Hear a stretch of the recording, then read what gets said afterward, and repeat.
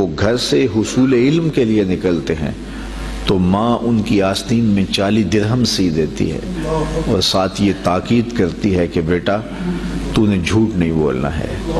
اللہ اکبر۔ پھر راستے میں جب قافلہ لوٹا جاتا ہے تو ایک بچہ سمجھ کے کس کے پاس کیا رکھا ہوگا کوئی تلاشی بھی نہیں لیتا۔ گزرتے سرے راہ ہی ڈاکو پوچھ لیتا ہے آپ کے پاس بھی کچھ ہے؟ تو کہتے ہیں ہاں میرے پاس بھی 40 درہم ہے۔ تو وہ حیرت زدہ ہو کے رک جاتا ہے کہ بھلا چوروں اور ڈاکوؤں کو بھی پیسے بتائے جاتے ہیں؟ تو وہ تلاشی لیتا تو آستین میں سیے ہوئے 40 درہم دستیاب ہوتے ہیں، تو اپنے آقا کے پاس لے جاتا ہے کہ یہ بچہ ہے، ہم صرف نظر کر کے گزر رہے تھے، بس چلتے چلتے پوچھ لیا کہ تمہارے پاس بھی کچھ ہے۔ تو اس نے کہا کہ 40 درہم ہے، تو تلاشی لی تو واقعی 40 درہم، یہ کوئی انوکھا سا بچہ ہے۔ تو وہ ڈاکوؤں کا سردار پوچھتا ہے کہ ڈاکوؤں سے تو پیسے چھپائے جاتے ہیں اور تم نے بتا دیا، کہا میری ماں نے کہا تھا جھوٹ نہیں بولنا، یہ میری ماں کی نصیحت تھی اور میں اس نصیحت پہ کھڑا ہوں۔ اللہ اکبر۔ اس کی آنکھوں سے آنسو جاری ہو گئے کہ یہ ایک بچہ ہو کہ ماں سے کیا گیا عہد توڑتا نہیں ہے، اور ہم اللہ سے کیے ہوئے وعدے توڑ رہے ہیں اور پامال کر رہے ہیں۔ تو کہا کہ آپ ہاتھ بڑھائیے، ہم آپ کے ہاتھ پہ ہی توبہ کرنا چاہتے ہیں۔ آپ فرماتے ہیں سب سے پہلے لوگ جو میرے ہاتھ پہ تائب ہوئے وہ ڈاکو تھے۔ آپ مجھے بتائیے، یہ حصول علم کا بھی راستہ ہے، ابھی عالم بننے جا رہے ہیں، اس کے بعد تصوف کی کٹھن وادیوں میں قدم رکھیں گے، چلا کشی کریں گے، مجاہدے کریں گے، اور اس کے بعد وہ مقامات رفیع نصیب ہوں گی، لیکن ابھی بچپن میں جا رہے ہیں تو یہ عالم ہے، اور جب علم حاصل کر کے واپس آ رہے ہوں گے تو پھر عالم کیا ہوگا۔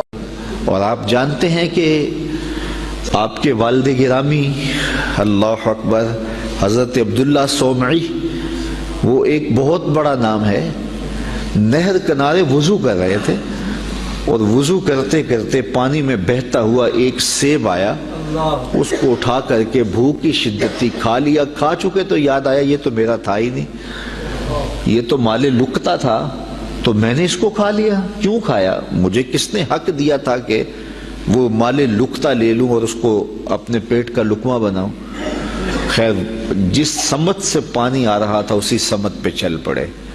بہت دور جا کے دیکھا کہ ایک باغ ہے سیبوں کا جس کی شاخیں لٹک رہی ہیں پانی میں، سمجھ گئے کہ یہاں سے ٹوٹا ہوگا، گرا ہوگا، تو باغ کے مالک کے پاس گئے، آپ سے ملنا ہے پوچھ۔ اس نے بڑا اعزاز دیا، کہا جی بتائیے۔ اس نے کہا کہ بتائیے کس کام آئے ہو؟ اس نے کہا کوئی آیا ہے، اس کو کچھ چاہیے ہوگا۔ تو کہا حضرت آپ کے باغ کا ایک سیب میں نے کھایا ہے، اور وہ ایسے وضو کر رہا تھا تو بس غلطی سے میں نے کھا لیا ہے، تو اب اس کا کیا ہرجانہ ہے میرے ذمہ؟ اس نے غور سے دیکھا کہ یہ کوئی معمولی بات ہے جو کر رہے ہیں۔ اس نے کہا، اس کے تیور بدل کے، پہلے تو مہمان نوازیاں تھی، کہا نہیں ایسے نہیں معافی ملے گی۔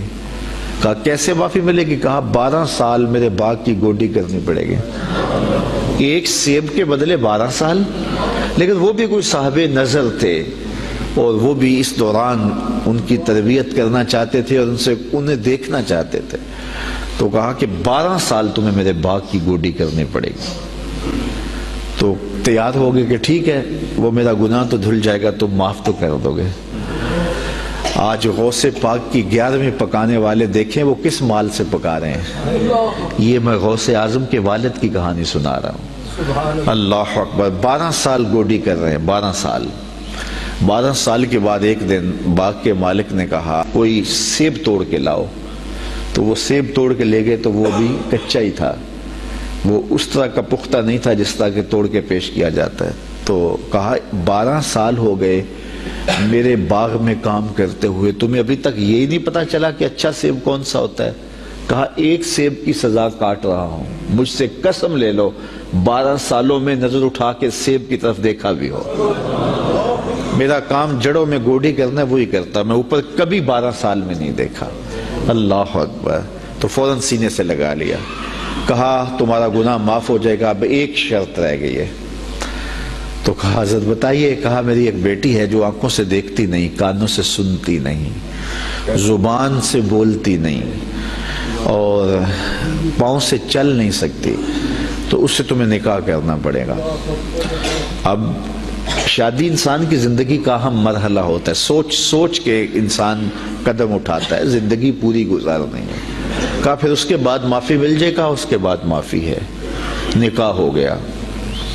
کہا جائیے اپنی جو ہے وہ دلہن کے کمرے میں. جہاں گئے تو وہاں صحیح الاعضاء ایک خاتون، ایک لڑکی منتظر تھی. تو واپس دوڑ آئے اور دوڑتے ہوئے جو ہے وہ ماتھے پہ دروازے کی چوگاٹ جو تھی وہ دروازے پہ لگی. تو آگے حضرت شیخ تھے ان کے، اس بچی کے والد. تو کہا کہ دوڑ آئے ہو؟ کہا حضرت پہلے ایک غلطی کی سزا اتنی لمبی بھگت رہا ہوں. تو وہ جس سے نکاح آپ نے پڑھوایا تھا وہ تو نہیں ہے، یہ تو کوئی اور خاتون ہے، صحیح الاعضاء ہے. کہا وہی تمہاری بیوی ہے. کانوں سے بہری اس لیے ہے کہ آج تک اس نے غیر محرم سے ہم کلامی نہیں کی، اور زبان سے گونگی اس لیے ہے کہ غیر محرم سے کبھی بات نہیں کی. نابینا اس طرح ہے کہ اس نے آج تک غیر محرم کو دیکھا نہیں. اللہ اکبر. پاؤں سے اپاہج اس طرح ہے کہ آج تک یہ جو ہے وہ غیر محرم کی طرف چل کے نہیں گئی. یہ حضرت غوث اعظم کی والدہ بنی، اور یہ بزرگ جنہوں نے سیب کھایا تھا یہ حضرت غوث اعظم کے والد بنے. پھر اللہ نے ان دونوں کو جو شہزادہ دیا اس کا نام شیخ عبد القادر جیلانی. تو وہ کیا کسی نے کہا تھا نا کہ اچھی مائیں اچھی اولاد کی ضمانت ہوتی ہیں، اور مائیں جب اس طرح کی پاکیزہ صفتوں اور باپ تقوی کے اس معیار پر ہوں تو پھر بیٹے شیخ عبد القادر جیلانی ہی ہوتے ہیں. آپ جانتے ہیں کہ مائی راستی حضرت بابا فرید گنج شکر کی ماں، وہ بچے ہیں تو مصلے کے نیچے شکر کی پڑیا رکھ دیتی ہیں، اور وہ نماز پڑھتے ہیں مصلہ اٹھاتے ہیں تو نیچے شکر کی پڑیا ہوتی ہے. تو انہیں شوق تھا شکر کا تو وہ کھا لیتے ہیں. اللہ اکبر. تاکہ بچہ عادت اس کی پک جائے، پختہ ہو جائے نماز کی. امام غزالی نے احیاء العلوم میں لکھا ہے ہر عمل پہلے ریاکاری ہوتا ہے، پھر عادت بنتا ہے، پھر عبادت بنتا ہے. تو اپنی اولاد کی تربیت کرنی چاہیے کہ انہیں پہلے لالچ دے کے انہیں نیکیوں کی طرف راغب کرنا چاہیے.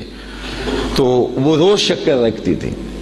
ایک دن ماں کہیں گئی تھی اور آتے ہوئے لیٹ ہو گئیں اور نماز کا وقت آ گیا. ماں کا دل ڈول رہا ہے کہ آج بیٹے نے مصلہ اٹھایا تو آج چونکہ میں نے شکر کی پوڑی رکھی نہیں تو بیٹے کا بھرم ٹوٹ جائے گا. دل ہی دل میں دعا کرنے لگی مالک تو قادر بھی ہے قدیر بھی ہے.